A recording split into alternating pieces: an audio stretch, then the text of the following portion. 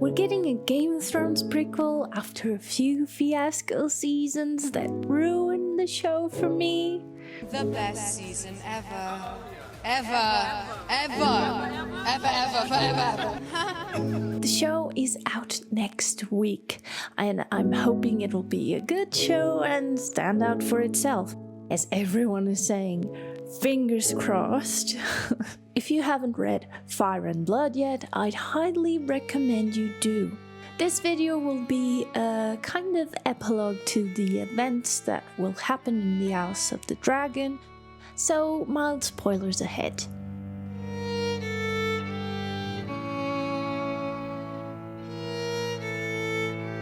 At this point, the Targaryen family tree has not evolved that much since Aegon's conquest, and before the Dance of the Dragons, they are at their height of power and wealth. The Dance of the Dragons can also be called the Dying of the Dragons, since the war killed many dragons, weakening the Targaryen power over the realm. First came Aegon, as we all know, the conqueror, who conquered the 6 kingdoms, warring against Dorne for them to join Westeros.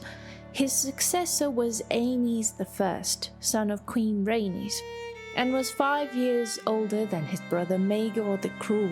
There are suggestions in the books that Queen Visenya could have been involved in Aenys' death so that Maegor, her son, could rule. Although Maegor came to power, his line didn't succeed, since Aenys' son was the one who came after Maegor, Jaehaerys. And Maegor didn't have successors of his own. Jaehaerys, the old king, was the king that brought a long peace to Westeros, with the crucial help of his sister wife Alysanne, or the good queen Alysanne. After such a prosperous time, there came the issue that gave origin to the Dance of the Dragons. Only 4 kings, including the Conqueror, sat on the Iron Throne before Viserys I, only 3 generations before. Not that long ago.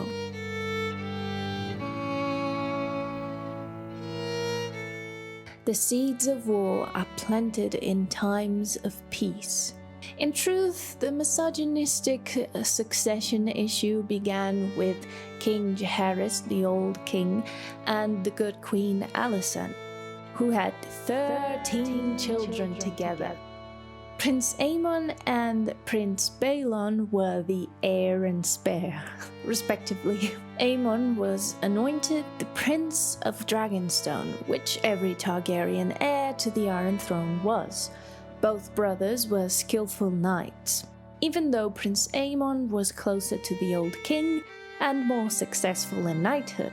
The succession matter seemed set in stone, especially since the brothers got along pretty well, despite the healthy rivalry. Then Aemon died on Tarth, hit by a Myrish crossbow.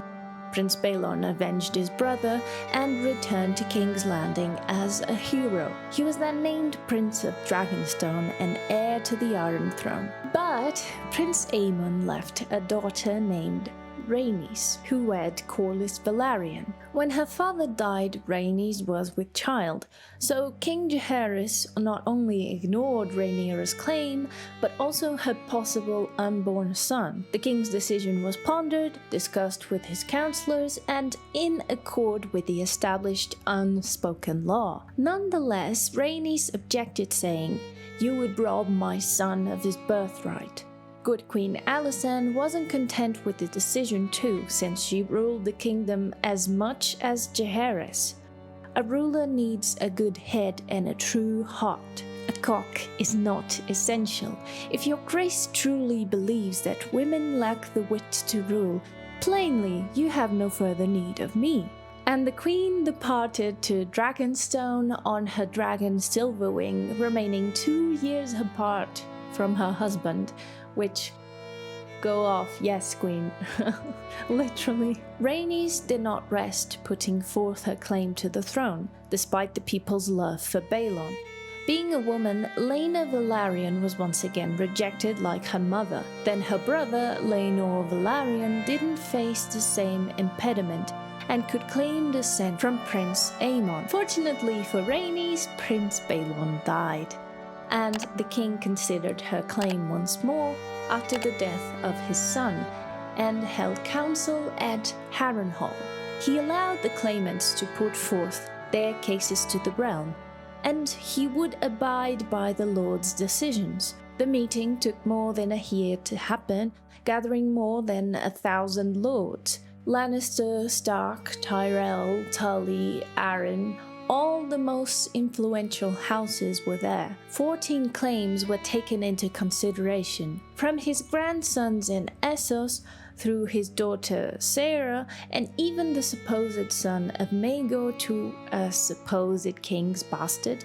After 13 days, Prince Rhaenys and her daughter were discounted on account of being women. The claimants with the most support were Prince Balon's eldest son, Prince Viserys I, Princess Alyssa, daughter of the king, Laenor Velaryon, son of Rhaenys and grandson of Prince Aemon. Despite being favored for descending from Prince Aemon, Laenor was nonetheless discounted for coming from the female line. The lords favored the male line still, even if the contender was a man. Moreover, Viserys was a man of 24 and Laenor a boy of 7. Unanimously, the lords chose Viserys I as their rightful heir. Although Jaehaerys did not attend the council, he thanked the lords and anointed Viserys as Prince of Dragonstone. As a fan, I'm thankful that the creators of House of the Dragon decided to include Jaehaerys in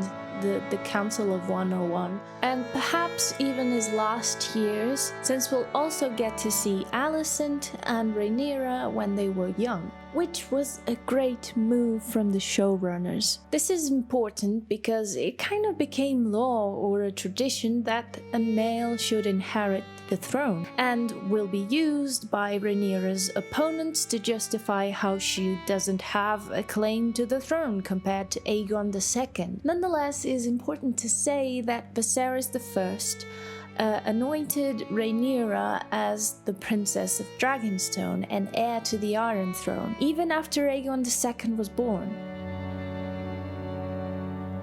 If Viserys I settled on Rhaenyra as heir, then why shouldn't the lords abide by the king's law? George R. R. Martin is a big history nerd, and even A Song of Ice and Fire is inspired by the War of the Roses, for example, and The Dance of the Dragons was inspired by another British war named the Anarchy. From 1138 to 1153, the Anarchy was a war of succession originated with the death of King Henry I's only son.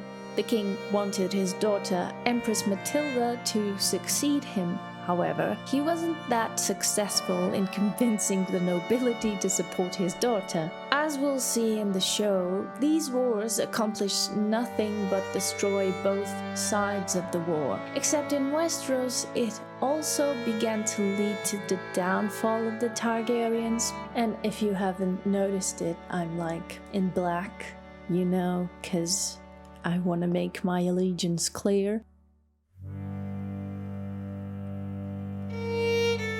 Since the Targaryens were at their height of power, they also had the most dragons this time. I will not be going into all dragons, but going over only the dragons that conquered Westeros by Aegon's, Rhaenys' and Visenya's side. Balerion the Black Dread will probably be dead at the beginning of the show, having been ridden first by Aegon I, then his crazy son with Visenya, Maegor the Cruel, rode his father's dragon. Arya claimed the Black Dread and took her away. After a full year, Balerion brought the little girl back, and ill. She didn't survive for long.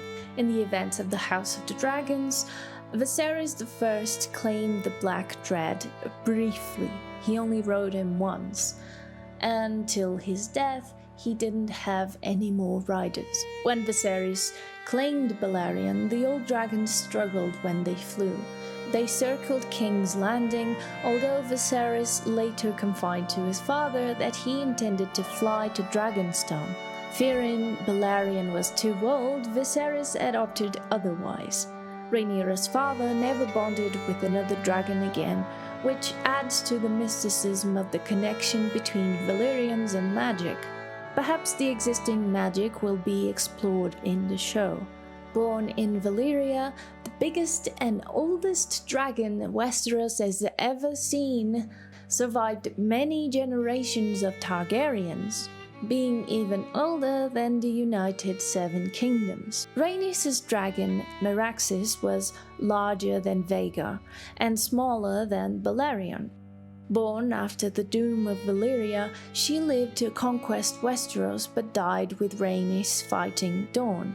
Their deaths inspired Aegon and Visenya to burn a lot of Dornish strongholds. Meraxes' skull will probably be hanging in the Red Keep.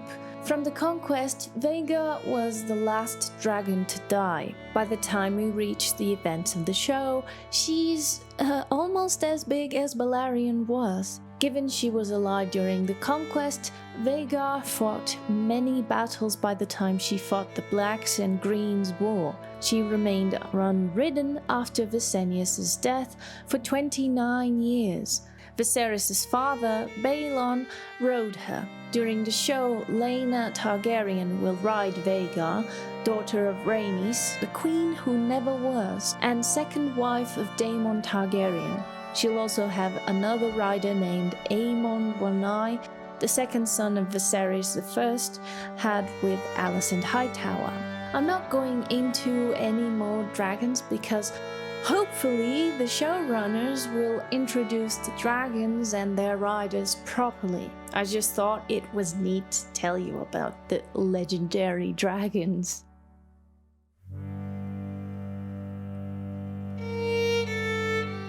So one thing Dumb and Dumber got wrong, and I didn't like, was the Velaryon noble family. They do exist in the books, and their influence is felt like houses like the Lannisters because they have power over the sea. They have tons of ships, let's say that. They're paramount in terms of influence and power, especially during a war.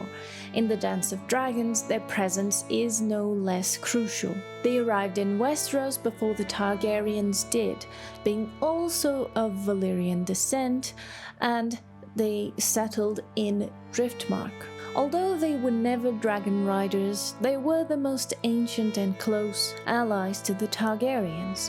They aided Aegon and the conquest by providing help mostly with ships, for the sea is their element. One of the notable members of their family is the sea snake, Corlys Velaryon. He was one of the first to sail to Yi Ti and return rich with silks, spices, and treasures, making his house the richest of the realm, rising even above the Lannisters and Hightowers. Because Driftmark became too damp and crowded, Corlys also built a new seat for the Velaryon house in High Tide. Laenor and Laena, his children with Rhaenys Targaryen, became dragon riders. Laenor's claim to the throne, adding to Rhaenys's, was repudiated by the realm several times, creating a rift between the Velaryon and the Iron Throne, which I guess will be explored no doubt in the show. As implied in the trailer, the Velaryons will be the biggest supporters of Rhaenyra's claim to the throne,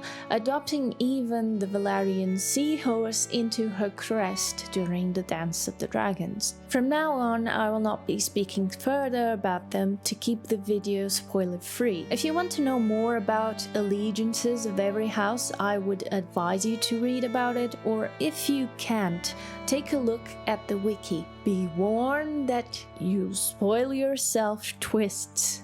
So. Most of the information in this video has been taken from Fire and Blood. It is not only about the Dance of the Dragons, but includes events from the start of Aegon's, Rhaenys' and Visenya's conquest of Westeros. It's important to understand certain traditions like Jaehaerys' meeting with all the realm's houses in Harrenhal, similarly to Fire and Blood, but succinctly with beautiful illustrations. It's more of a collector's item, if I'm honest. I haven't read this one, but I know it's not like Fire and Blood, which is more of a history book, and it's a typical narrative focusing on Alicent's and Rhaenyra's relationship. This may be useful to understand how Martin intended their personalities, wants, and needs might be. They'll certainly adapt it as well into the show. I'm more hopeful for this adaptation because George has given them like the basis of the story, and we have an end, we know everything that happens, like the major events, and they have space to create a loose but also faithful adaptation. I'm hopeful. HBO, you better not fuck this up. You better not fuck this up, sis.